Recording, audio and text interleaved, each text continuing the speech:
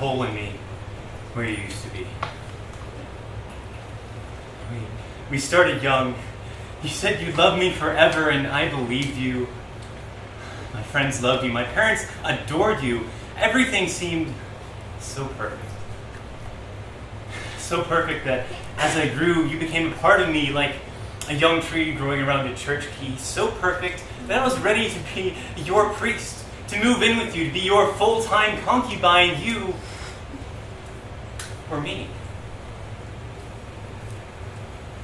But there was a point when things took a turn for the hellish. Maybe they'd always been bad, but I was never taught to look, and I didn't relish the thought. But it turns out, Jesus' behavior was not so godly. Fun fact, Jesus is a talented pickup artist, one who views women as objects. He's actually quite good. You know, negging? Jesus takes it to the next level. He insisted I was fundamentally broken as a human being.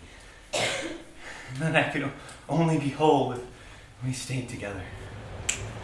If I ever so much as thought that another girl was sexy, he'd barge into my head and shout that that is a sin, to cut those thoughts out like foreskin, to turn it off like a light switch. A nice pitch, but it never worked. I always thought that was my fault. And then there were the threats.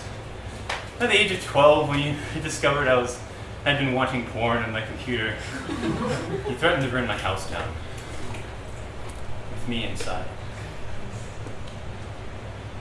I didn't think you'd do it. I thought you had real piousness, but turns out you have a history of violence. Letting bears loose on some kids who held your friend bald. A couple of casual genocides. Specifically, you commanded those enthralled with you to kill the woman and the children. Blessed swords cutting down families. Yeah, real piousness. Oh, but they were all bad people, you're sure. To let their bodies hit the floor with a hard thump. You know where I've heard that before? From Donald fucking Trump. And that shit was elected thanks to your fucking chumps. We all know that's going great. But still, I begged your forgiveness constantly, calling daily, confessing my darkest secrets to your lovers in the dark box weekly, asking nightly for you to give me another chance. But I left. And now there's this hole where you used to be.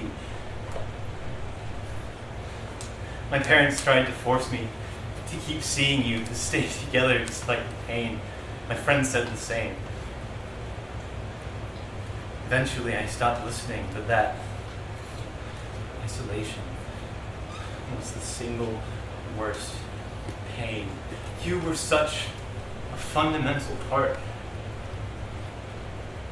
Once you were gone, I sometimes couldn't tell if anything was left.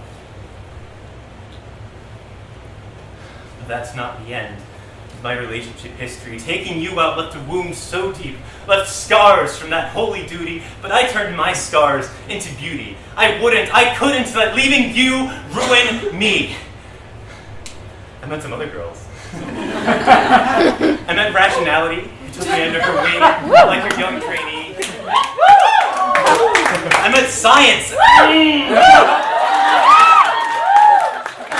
Science, who I no longer had to ignore because of your jealousy. I met humanism, who finally gave me another reason to be. I found meaning in arts. I found meaning in learning. I found meaning in my fucking ukulele. Years later, I met sexuality. There was a hole where you used to be. Now it's gone and filled with me.